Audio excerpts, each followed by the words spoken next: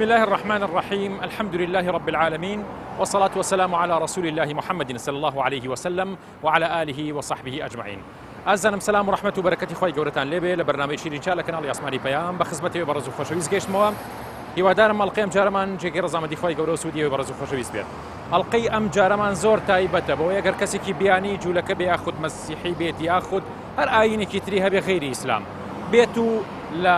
کوردستانی خۆشەویست کە مەڵبەندی زانایان و خواناسان و ئیمانداران و عاریفان بووە و بە درێژایی مێژووی 1400 ساڵ موسڵمان بۆ بە ئیختیاری خۆی بێت و لەم وڵاتەیە هەروەکو چۆن لە وڵاتانی تری ئیسلامیە پرسیاری ئیسلامەکە کوردستانیش وەکو میلەتێکی موسڵمان بێ پرسیاری ئیسلام و پرسیاری دینی ئیسلام کا کە دینی ئیسلام چییە. ئێمە ئەم پرسیارە ڕوویەکەینە جەماوەری خەڵکی شاری کوردستانی شارەکانی کوردستانی خۆمان بە تایبەتی لە سلێمانیە و هەروەها زانایانی ئاینی پیرۆزی ئیسلامی خۆمان و لیژنەی فتوای زانایان و هەروەها یەکەتی زانایانی کوردستان و جەماوەری کوردستان. بزانین ئایا ئیسلام ناسی چۆنە بێت، ئەسڵ و فەرعی دین چۆن شارەزا بین، گەنجانی وڵاتەکەمان چۆن تێبگەێنین لەوەی کە موسڵمانێتیەکی جوان فێر ببن و ئەسڵ و دینی فەرع شارەزا بن. چەندێک خەڵکی وڵاتی خۆمان شارەزایە لە ئەسڵ و دینی فەرع. فەرموون بۆ ئەڵقەی ئەم جارەمان. یا ڕەبی ئەگەر تەوفیقی زاتی حەق تەعالیت نەبێت هیچ مەسافێک لەم بازاڕە جەنجاڵی ژیان تەی ناکرێت. یا ڕەبی ئەسپی شەوقی مەحەبەتمان بۆ نزیکی و قوربی تۆ پڕتاو بکە و لە مەیلێکی کزۆڵی خابۆش دوورمان بخەرەوە. یا ڕەب سرەوتی ڕۆحی و دانوستان لەگەڵ نەفسی مطمئینەمان پێ ببەخشە و لە ئابڵۆقە لە خشتەبەرەکانی شەیطان و نەفسی ئەمارە بیست و ڕزگارمان بکە. یا ڕەبی ئێمە بە ڕێگایە هاتووین و بە ڕێگاشا دەڕۆین،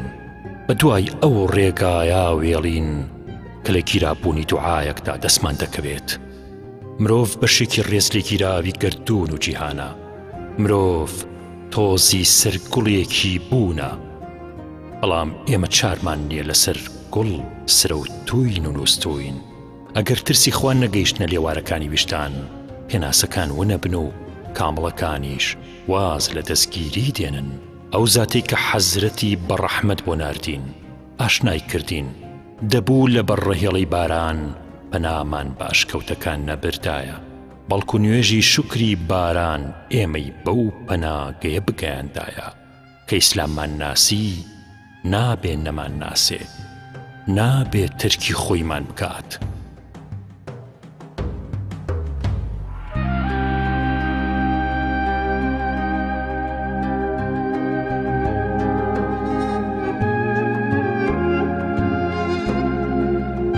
جارێکم شت مەسەلەی دین شتێکی نازانم شخصی بینی خۆت و خۆیە، ئەمە لە لای من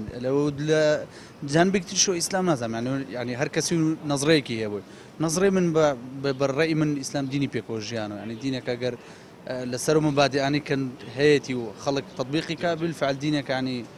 بۆ پێکەوە ژیان کراوە هیچی تر. سەرچاو بەڕێی من بریتیە لە ڕزگارکەری مرۆڤایەتی بەو شێوە وەرگریە بۆمە کە خۆی گەورە دایبەزانێت نەک بۆمە هەڵسوکەوتی من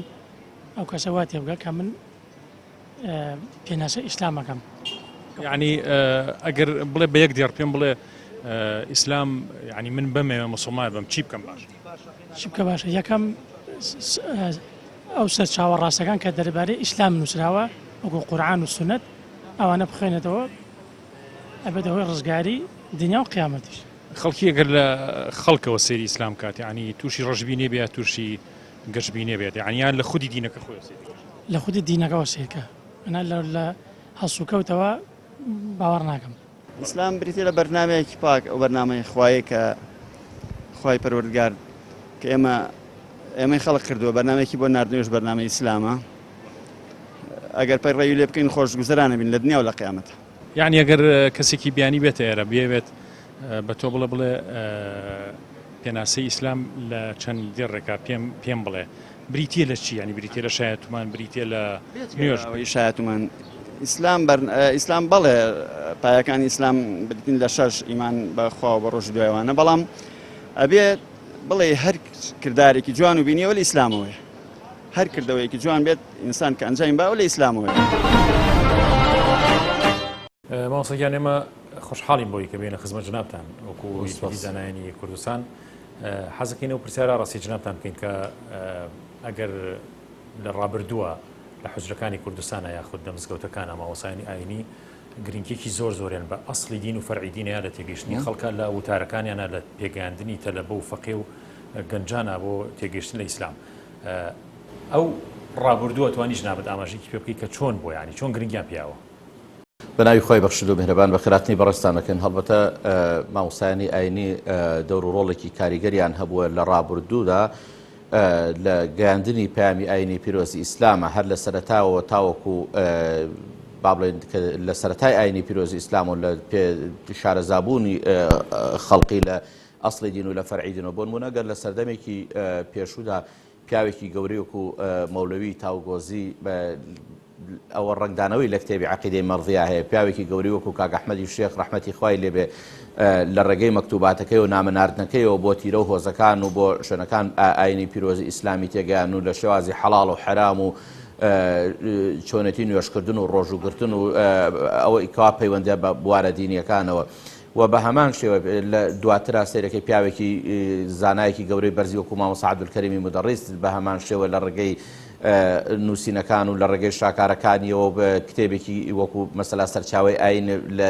ئەسڵی دین و فەرعی دینەکەی لەوێ دەست پێەکە.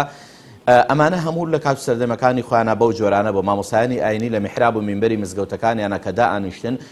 خەڵقی ڕۆی مەسەلاجی لەوانەیە ئەژۆی ماوەسا نوێژەکەمە خوێنم بزانم نوێژەکەم تەواوە یا تەواو نییە چ نوقسانیەکەم هەیە لە مەسەلەی پرسیاری حەڵاڵ و حرام و کۆمەڵە پرسیاری جزئیاتی تری لی ئەکرد لە بوارەکانی ژیانە. بەڵام ئێستا ئەم شێوازە گۆڕاوە، ئەم شێوازە گۆڕاوە چکە ڕەنگە لەگەڵ نوێبوونەوەی شتەکانی سەردەمدا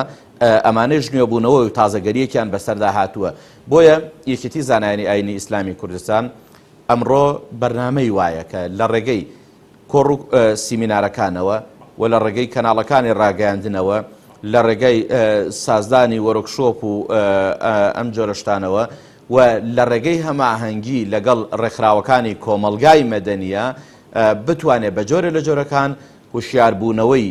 کۆمەلگا لە کۆمەڵێ بواری تر لە کۆمەڵە شت کە زیان بە کۆمەلگا بگەێنێت لە کۆمەڵە پێیان بڵێ کە کۆمەڵە شتی تر و بواری تر کە سوود بە کۆمەلگا بگەێنێ. بە هەمان شێوە بوارێکی تر هەیە ئەمڕۆ ئێستا مەداریسە دینیەکان هەیە، خوێندرگا ئاینیەکان هەیە و کۆمەڵە حوجرەی باشیشمان هەیە لە کوردستانە کە یەکێتی زانایانی ئاینی ئیسلامی کوردستان پاڵپشتێکی تەواوە و لەگەڵ برەودانە بە ئەو حوجرانەی کەوا لە هەرێمی کوردستانە هەیە و ئەوێ برەوێکی زیاتریژی پێ بدا. ئیسلام لەسەر 5 کۆڵەکە ڕاوەستاوە. ئیسلام کیانێکی ترە بێجگە لەو 5 بەواتای ئەوەی کە زۆر لەو 5 فراوانترە. ئەو 5 کۆڵەکەن لەسەر ئەو 5 بینای ئیسلام ڕاوەستاوە. جاری وهەیە باڵەخانەیەکی 29 5 پایە هەیە. پایەکان هەموو بیناکە نین. ئەی ئیسلام چییە؟ ئیسلام بریتیە لە مەنهەج و پرۆگرامی مرۆڤ و مرۆڤایەتی. زۆر تۆکمە و دوور و درێژ و بێ بیرچوون و فرامۆشکردنی لایەنێکی ژیان ئەوە پێناسەی ئیسلامە. ئەم پرۆگرامە لەسەر جێگەی نووستنەوە دەست پێکات بۆ پەیوەندیە نێودەوڵەتیەکان کە دەگاتە 500,000 بەند و بابەت. چۆن سامان و ماڵ پەیداکەی، چۆن سەرفیەکەی، چۆن ژنەهێنیت و پەیوەندیەکانە چۆنە بێت، چۆن پەروەردەی مناڵەکان دەکەی، کارەکانە چۆنەکەی، پەیوەندیت لەگەڵ خوا و لەگەڵ خەڵکی خوا و لەگەڵ دنیا و لەگەڵ قیامەت چۆنە بێت، چۆن بە حەڵاڵی ئەژیت و دوورەبی لە حرامەکان. هەزاران پرسیار و بابەتی گرنگی ژیان، وەڵامی واقعی و فتوای بابەتی و سلوکی ڕۆژانە باسکراوە جدیەکانی شەریعەتی ئیسلامە و هیچ شتێک لە ئیسلامە فرامۆش نەکراوە.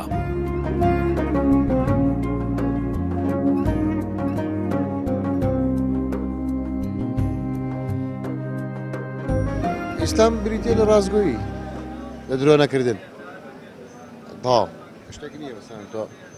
زیاتری لەسەر بڕیت، ئەو هەموو شتێک ئەگرێتەوە. بەس ئەو هیچ دەربارەی ئیسلام نازانێ، ینی ئەڵێ ئەم دینی ئێوە داوای چیەکە لە پێشوە چی ئەوێ لە خەڵک. ئیسلام و مسلمان جیاوازن، چکە ئەو سەیری تەسەڕوفی جاری وایە مسلمانەکە ئاڵێ کاکە ئەگەرمە دینەکە بێ من قبوڵی ناکەم، بەس تۆڵی ئیسلام ئەمە نییە، ئەمەیان. ئیسلام بریتیە لەوەی کاوەکو ئەرزم کردی نوێژ و ڕۆژ و ئەو شتانەی کە حەدیث و قورئان بۆ ئێمەی دانا و بەردەوام بین لەسەری. إذا واحد يجي للكردستان العراق يقول تعريف الإسلام شنو يعني شنو الإسلام يعني أنت شو تقول؟ هلا الدين الإسلامي هو دين مثل الأديان السماوية أو الأديان الثانية يعني المعترف فيها يعني. فبس الإسلام يعني بهالفترة أخذ شلون يعني بدي أحكي أخذ حيز يعني تفكير غلط عند العالم نسبة معين. ايه المسلمين يعني بشكل عام هو يعني عطوا نظرة غلط عن الإسلام يعني. فبس هذا. أنت من أهالي سوريا مو هيك؟ يعني الوضع في سوريا كان يعني قبل كان وضع أحسن، بس الحالة الإسلامية هسه يعني هو مو زينة بواسطة يعني متطرفين بواسطة الحرب يعني. بس النظرة للإسلام شيء آخر والإسلام شيء آخر يعني مو اثنيناتهم يعني سوا. ايه طبعا اكيد هذا الشيء يعني لظروف الحرب والتهجير واللي صار مع العالم يعني التطرف اللي هجر كثير عالم يعني سبب نظرة عكسية للدين الإسلامي يعني. إيه. بس بالنسبة إلك يعني ما تغيرت نظرك يعني للإسلام؟ هو الدين سماوي وبحت و يعني يهدي الإنسان للخير. لا بالعكس يعني أنا كنت يعني إن شاء الله يعني يوم عن يوم عم نتخدم للأحسن. أنا ما كنت محجبة بالعكس، بعد التطرف وهيك ورجعت حطيت الحجاب يعني كان لازم بالعكس إنه لهيك يعني إن شاء الله هو هاي الفكرة راح تروح يعني بمجرد ما الأوضاع شوي تتحسن يعني. إن شاء الله الله يحفظكم إن شاء الله. أبوك وأمك ما يصلون؟ يصلون وخواتي كلها تصلي. شو يقولون يعني إذا واحد يدخل في دين الإسلام شو يقول؟ يقرأ هاي بسم الله الرحمن الرحيم مالك يوم الدين. أيوة نشهد أن لا إله إلا الله أشهد أن محمد رسول الله. قامت الصلاة أشهد أن لا إله إلا الله محمد رسول الله. الحمد لله والصلاة والسلام على سيدنا محمد رسول الله وعلى آله وصحبه ومن آمن به واتبع هداه. اللهم أرنا الحق حقا وارزقنا اتباعه وأرنا الباطل باطلا وارزقنا اجتنابه. وقت خوي لحجري فقيان هل قتابيتي وعقيدة إسلامية خيوندا أصل فرع دين لما انتقي بانا الشيخ سميعي باني كتابك هو عقيدة كردي أو أخيوندا أصل فرع دين يتيابو لما انتقي مريوان ما مستخدري الرواري كتابك يبو رسالة يبو بناي الروضة بذاني كويش الباصي أصل فرع دينك أو هل قتابيتي وأخيون ده دوايش بروسترتر كإنسان اللي قال عقيدي مثلا نسفي يا لم أخلي عقيدي طحاوي كالحجر كان أخيون ده يا رب أمجا بالتفصيل أصل فرع دين أخيون ده ولوش قرنتر حديثك حضرتي عمر كوري خطاب خايل رازي بك كجبريل برسيارة كان إليك وجاب دريته أو شرح كراو يتخلق له تيجي أصل فرع دين تيا وكردي أصلي دين بريتيا لمسألة عقيدية كإسلام فرع دين جبريتية لمسألة كردوية كاني أصلي دين لما مستخدر بمشي وفهمي أصلي دين فرع أصلي دين ما ذات وصفات مبدأ معاد بنزم نبوات فرع دين مع نماذج روجي زكاة حج غزاب زانة توتي أصلي دين بريتية لباور ببوني ذاتي خوا صفاتي خوا لقلبوني مبدأ كقيامته مبدأ كخلقه كخوي تعالى هم كثير نبو خلق كرو معادش كقيامتك هي خلق حسابي كردو كان لكنه نبوات يتم جاوي كبندي بنبوات إيمان بملائكة ببيغمران وبكتب كان خواب بملائكة أمش نبواته هو أصل دينك يا فرع دينك بريتيا الأويك الإسلام أن تشوتني شايتمانو نيجو رجو زكاته حد يمل إسلام أصل فرعي دين من هيا أصل عقيدة و إيمان بشش بنچینەی دین و ئیمان باوەڕ بەخوا و ناو صفاتەکانی باوەڕ بە فریشتەکانی خوا باوەڕ بە هەموو کتێبە نێرراوەکانی خوا بۆ تەواوی پێغەمبەران سەلامی خوایان لێبێت باوەڕ بە هەموو پێغەمبەرانی خوا سەلامی خوایان لێبێت باوەڕ بە ڕۆژی دوایی و زیندووبوونەوەی دوای مردن باوەڕ بە قەزا و قەدەر بە خێر و شەڕیەوە پایە و ئەرکانەکانی ئیسلامیش پێنجن شایەتومان کە بریتیە لە أشهد أن لا إله إلا الله وأشهد أن محمدا رسول الله بەجێگەیاندنی نوێژ دەرکردنی زەکاتی ماڵ و سامانەکەت ڕۆژووی مانگی ڕەمەزان حەجی ماڵی خوا بۆ ئەوانەی توانای ماڵی و جەستەییان هەیە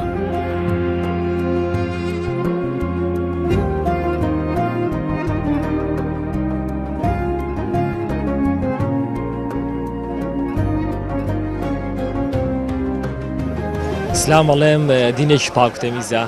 دینێکی جوانە، دینی ڕازگۆییە، دینی دەستپاشیە،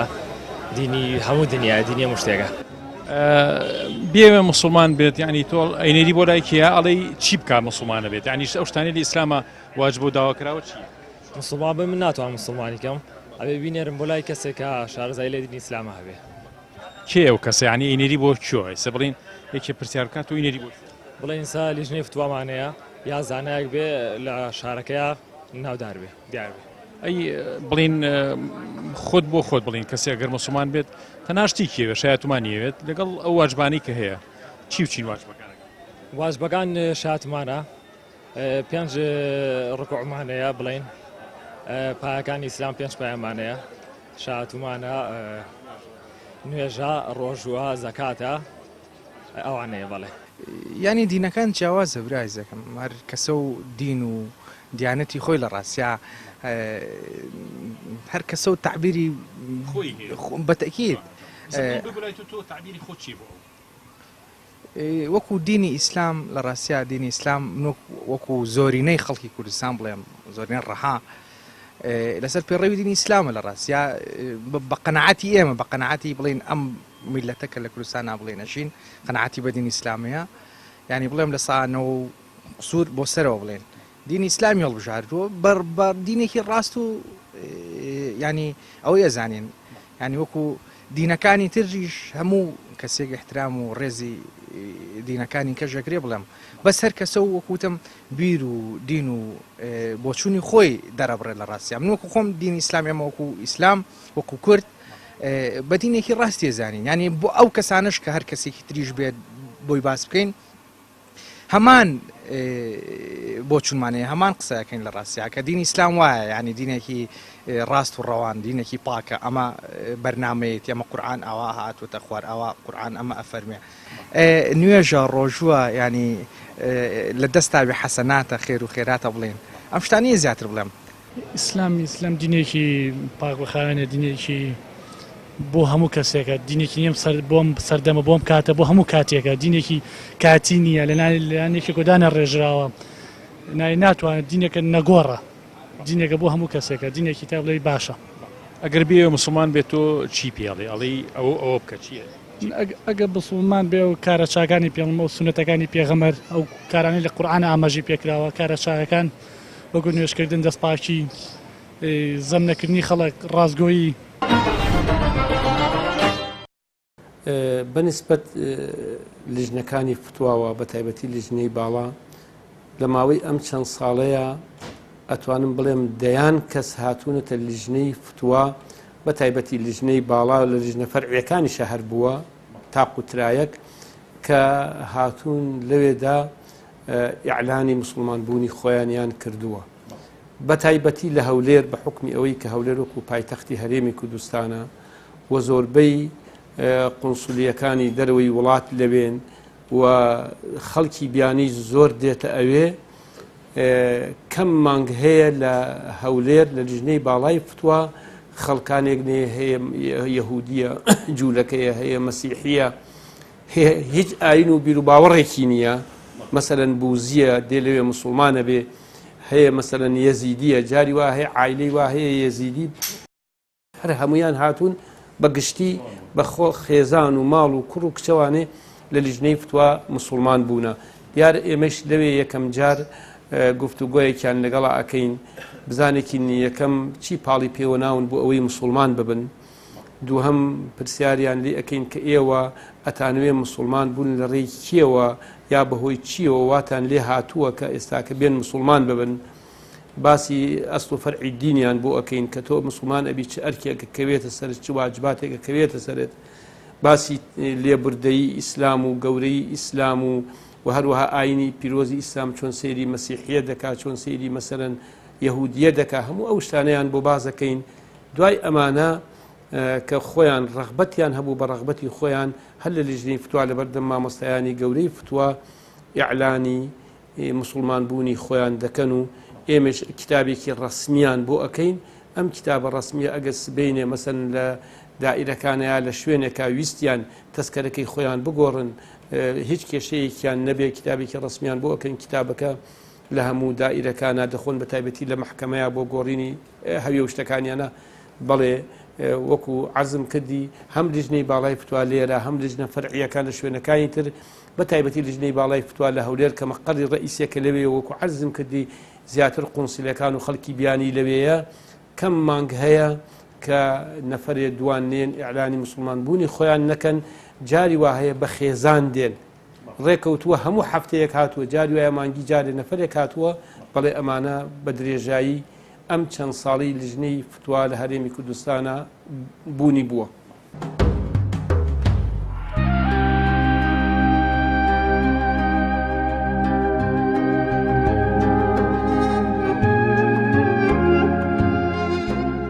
حەزرەتی جوبرەئیل سەلامی خوای لێبێت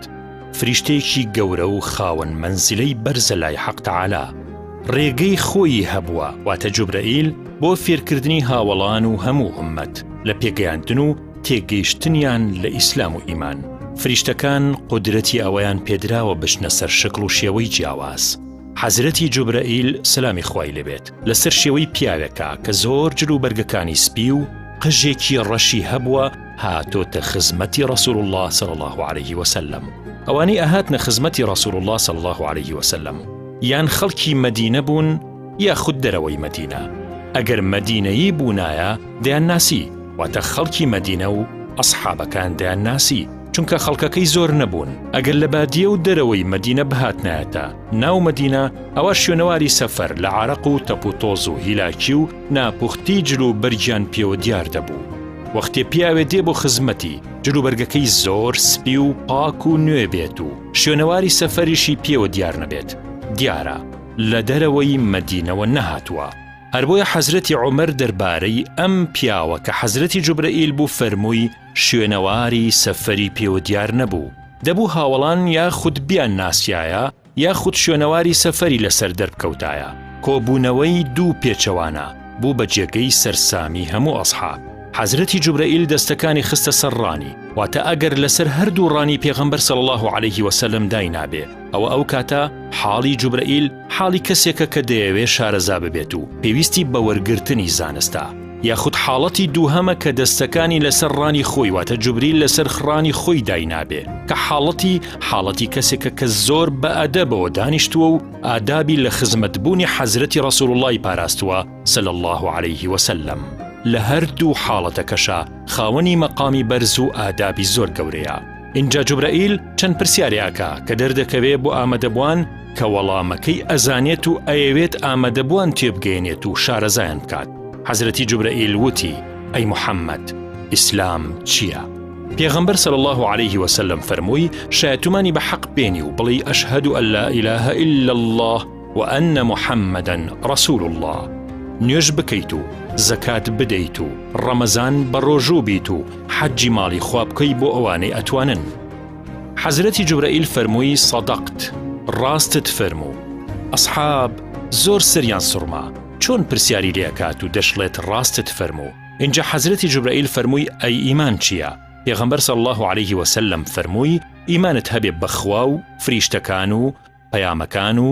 کتێبە خواییەکان و پێغەمبەران و ڕۆژی دوایی و زیندووبوونەوە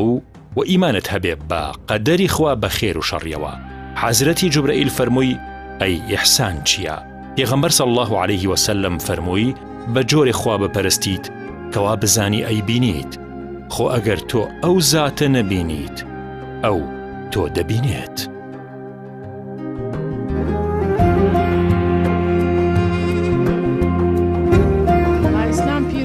بەس بە قورئان بڕۆتەوە بەس قورئان. ئەگەر وتی واجباتەکانی چییە بەچی مسلمانە بیت تۆ چی بێت؟ هەر قورئان من هەر قورئان. طبعا شایەتمان نوێژ و ڕۆژ و قورئان. ئیتر یعنی تر لە لای من هەموو یارێکی و شتێکی بە زیاکەم. بۆی زیاتر شارەزا بێ ئەیلێری بۆ لای کێ؟ بۆ لای زانایان بۆ لای کێ؟ بۆ لای زانایان لای کەسێکە بە خوێندن یعنی دینی وەرگرت بێ نەکەر بە عشوائی وەرگرت بێ. وەڵا بەڕای من بڵێن زین چی ئەها ئەینێرم بۆ لای کەسێکی زانا کە ها زۆر ڕۆشنبیر بێت لدينا طبعا يتر بلين ببي قرآن وببي سنة بيغمر أنا يتر همو يبورون كاتو پێناسەی خۆ چیە بۆ ئیسلام یانێڵی دینێکی ڕاست چون جەیەکەی تۆ لە موسڵمان چکە جار وایە موسڵمان کەسێکی باش نییە کابرا موسڵمانە بەس دینەکەی بە باشیان نەگرتووە ڕاست ناکات لەگەڵ دینەکە ئایا ئیسلام و موسڵمان جیاوازن خوي مسلمان أتوين بهم كسب لي مسلمانة بس إسلام أويا ها يتر عقيدة وإيمان أبو دين بيت يتر لبضلتها يعني خو بيو خو خوش بيت وليك ترسي ونحنا كيتو بوشويا دينێکی تاوکراوە تاوترە لە دینەکانی تر ئینسان هانەیە بۆچی یعنی ئیسلام ئینسان هانەیە بۆ چ شتێکی خێر یعنی بۆ چش باش چاکەخوازی پاکوتەمیزی ئیسلام ڕۆشتی جوانە ئیسلام پێکەوە ژیانە ئیسلام لێبوردەیە ئیسلام بەخشینە ئەبێ ئەگەرێکی بیانی هات بەو کردوانە تۆ بیسەلمێنی کە موسڵمان لە شارەکەمان چۆنە یارمەتی بێ ڕێنمایی کەیت چ شتێک کە بۆ ژیان باشە و جوانە ئەوەی پیشان بێت ئەپرسێت هەموو دینە کۆمەڵی واجب و کۆمەڵ شتی تایە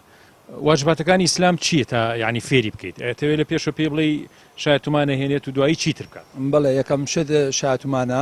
دووەم شت فەرزەکانەکە لەسەر موسڵمانە نوێشکردنە حەجە کە توانای دارایی ماڵی و هینێ بێ زەکاتە ڕۆژووبوونە ئەم بابەتانەیە ئەگەر بینێری بۆ لای کەسێک بۆ لای کێنێری تا زیاتر شارەزا بێ لە ئیسلام یعنی چ شوێنێک شارەزایەکە لە ئیسلام وڵای شوێنەکان ئەبێ لە ڕێگەی ئەعلام و لە ڕێگەی ڕاگەیاندکارە ئەو کەسانێک کە لە ڕێگەیاندکار کار بۆ بواری ئیسلامیەکەن لە ڕێگەی ئەوانەوە شارەزای ئیسلامیەکەی چووکە ئیسلام لە وڵاتێمە کۆمەڵێ بەشبەشی لێ بۆتەوە بەشێک بڵین مەلایە بەشێک سۆفیە بەشێک حیزبایەتیە نابێ ئەبێ یەکێکی بێلایانی ڕاگەیاندکار ڕوونکردنەوەی بۆ بکات دینی ئیسلام ئەوەیە نوێشکەی ڕۆژوو بگری لەسەر دینی ئیسلام بڕۆی ئیتر ئەوە پێڵی چی یعنی ئەڵێ واجبەکانی ئیسلام چی و چییە بۆی شارەزان واجبەکانی ئیسلام هەرەوە نیە نوێژ و ڕۆژ بکە بێ ویژدانیش بەکاربێنی ویژدان هەبێ لەگەڵ جەماوەڕەکە تا باشبی نەوەکە جەماوەڕەکەت برسی و تونی بن و بڵێ وەڵا من لەسەر دینی ئیسلامە ڕۆ ماسەکان جەنابەت ئاماژەت کرد بە ئەوەی کە ڕۆڵی ڕێکخراوە مەدەنیەکان یا یەکێتی زانایانوەکو ڕێکخراوێکی مەدەنی لە کوردستانەکە کاری خۆیەکات و مەرجعی شەرعی و بنەڕەتی لە کوردستانە یەکێتی زانایانە بۆی کە بۆ فتووە بۆ هەموو کارەکان دیارە من باسمان لێرە جار باسی فتووە ناکەین بەڵام ئەوەی گرنگە لێرەیە گەنجێکی زۆر مناڵێکی زۆر لە کوردستانە لە ساڵانی ڕابردووە مزگەوتەکانە و ئێستاش ڕەنگە ئەوەش هەبێت کە مەدارسی قورئانە کرایەوە و مامۆستایان سەرپەرشتی ئەویانە کرد یاخود ئەوقاف یاخود لیژنەی فتووە یاخود یەکێتی زانایان سەرپەرشتی ئەم کاریانە کرد ئایا لێرەوە جەنابەت دەنگی خۆت بەرز ناکەیتەوە بۆ لیژنەی فتووە بۆ مامۆستایانی تر بۆ یەکێتی زانایان کە مخەیەمات فکرێکی زۆر مەدەنی و جوان و ڕێکوپێکە گەنج دوور بخرێتەوە لە فکری تۆندڕەوی گەنج بەڕاستی مسلمانەتێکی باشی تێبگەێنرێەوە مەرجعی ئەساسی بگەڕێتەوە بۆ یەکێتی زانایان بۆ ئەوەی کە بەڕاستی ئیش لەسەرمە بکات ئایا فکری مخەیەمات فکرێکی باش نییە و ئیش لەسەر بکەن بەدڵنیایەوە یەکێتی زانایانی ئاینی ئیسلامی کوردستان کە پێک هاتووە لە مامۆستایانی ئاینی لە ئەو چین و توێژە بەرز و دیارەی ناو کۆمەلگای کوردەواری کە هەیە و کە پەیامی ئاینی پیرۆزی ئیسلام ئەگەیەنن ئەمە ئێمە بمانەوە وەک خۆی ئەمە نوێنەرایەتی ڕاستەقینەی مامۆستایانی ئاینیەکە دوور لە هەموو بیرروبۆچوونێک و ئایدیایەکی سیاسی بەدڵنیایەوە ئێمە لێرەوە دەنگی خۆشمان بەرزەکەینەوە هاوڕاین لەگەڵ ئەوە ژاکە کاری زیاتر لەسەر ئەوە بکرێت بە هەماهەنگی لەگەڵ وەزارەتی ئەوقاف بە هەماهەنگی لەگەڵ ناوەندەکانی دەرەوەش تەنانەت بتوانین سوود لە ئەزمموی خەڵقانی دەرەوە لە جالیەی ئیسلامی لە وڵاتانی ترا ببینین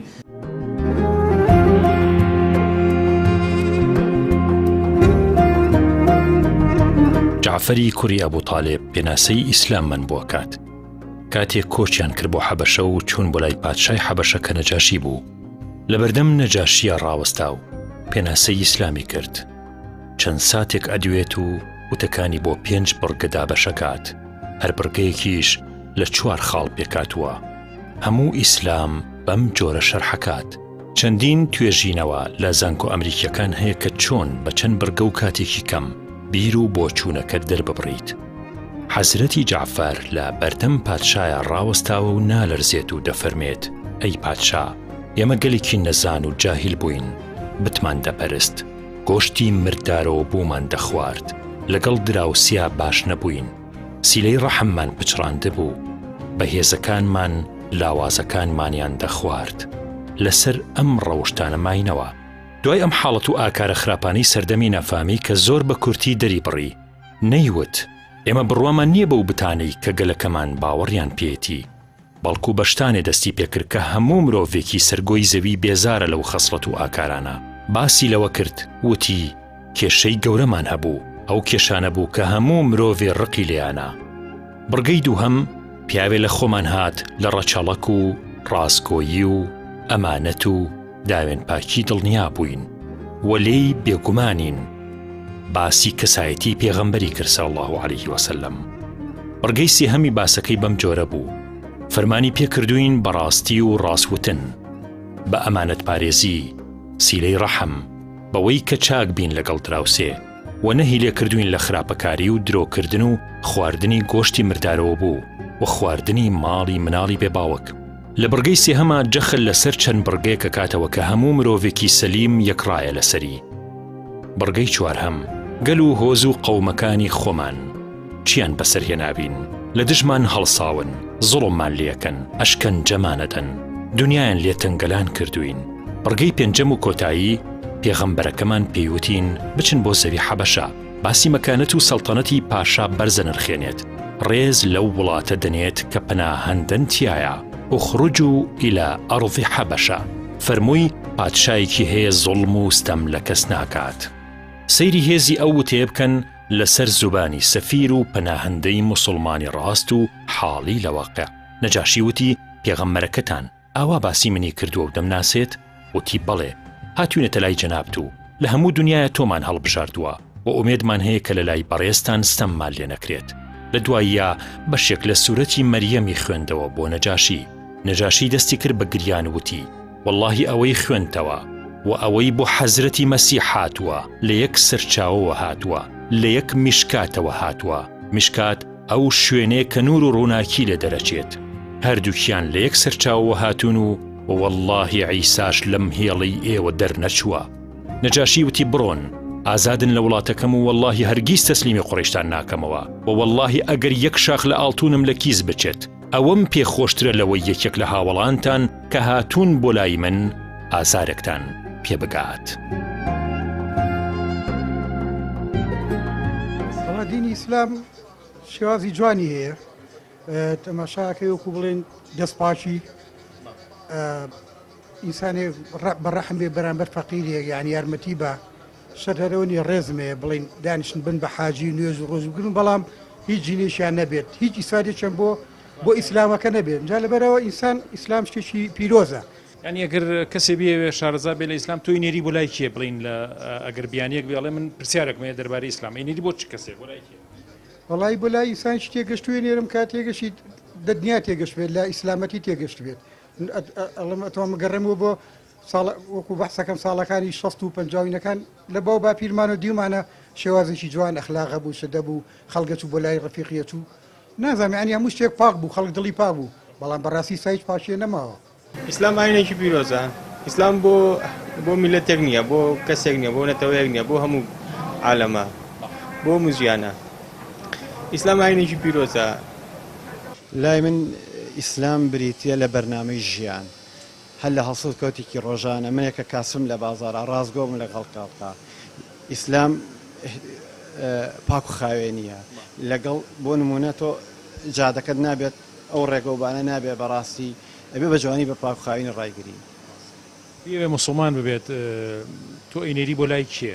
یعنی کێ شارەزای بکات کێ سەبڵینە سلێمانیە ئەینێری بۆ چ جیهەتێک بۆ چ شتێک یان بۆ لای زانایان بۆ لای کێ ئەینێری طبعا ئەگەر بێ بە مسلمان بێ بە ئاکاری جوانی خۆمان مسلمان بێت بەڵام ئەگەر بێ ئیشتەڵا ئەگە ئاکارەکە بێنێ بن بۆ لای مامۆستایان نازانایانی پێشەوای خۆمان